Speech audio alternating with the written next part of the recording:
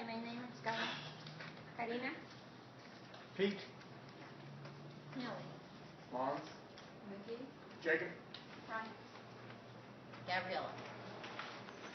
Have you ever received a newsletter from a source that you were interested in and ever wondered what went into the actual development of that newsletter? I bet most of you have not thought twice about it, yet it is an undertaking that can be quite the enjoyable experience. Today I'm here to discuss with you the steps to take when putting together a company newsletter and the results from the finished product. Most all of us have received or signed up for a newsletter from a particular company or enterprise, and many of us enjoy that information and insight we obtain from the articles contained in these reports. However, a good majority of people probably do not think about the amount of time and effort that went into the composition of the product. For my selection of a project for our last speech, I chose to create a company newsletter for artistic glass engraving and hope that you will find the results agreeable. This morning I will enlighten you on what to go about when creating a company newsletter and the outcomes that it can have not only on the reader and those who are part of the company, but also on the creator themselves. Now, take a look with me at some of the steps that go into the generation of a letter. The first step I took was to interview both the owner and employees within the company. This was both a fun and interesting part of the project. To start, I sat down with the owner of the company, and he was able to give me some insight into how the recognition and awards industry works. We also discussed one of the recent account losses due to changes in how our country's current economical situation are affecting how business is done within the industry. This particular loss was due to outsourcing and businesses going directly to suppliers instead of through distributors. Normally, the way business is conducted is for a company to contact a distributor, and for the distributor then in turn to bring that business to a manufacturer. We also discussed current events that are happening within the company and the schedule for this next month. When it came to interviewing the employees, I was able to gain some insight into how operations are conducted within the company, as well as some personal details about their lives outside the workplace. These details included birthdays,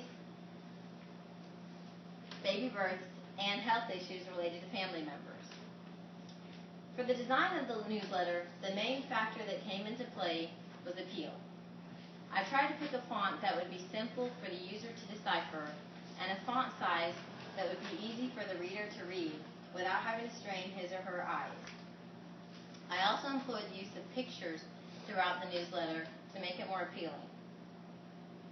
The main goal for the creation of a company newsletter is for those it is intended for to find it both informative and beneficial without it being boring.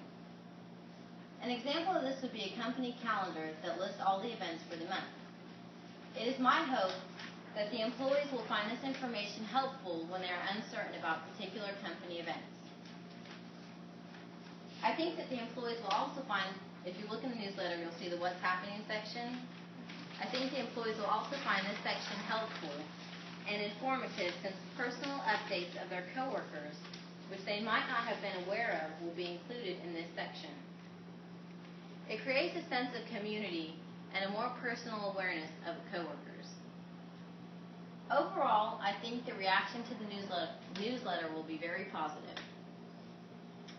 As for how the project of the creating of a newsletter affected me, I found it to be a very interesting experience. It increased my knowledge of an industry that I was not aware of and gave me a newfound respect for artistic glass engraving. It also caused me to understand some of the reasons behind the disappearance of some of our manufacturing industries due to the fact that some of the companies are outsourcing to China now. I also found that it strengthened my communication skills, because in order to obtain the material and information needed and necessary for the newsletter, interviewing and communicating was an essential part of the process. Now let us conclude. In reviewing what was covered today, we looked at the procedures and processes that went into the composition of a newsletter, the results, and how they affected us.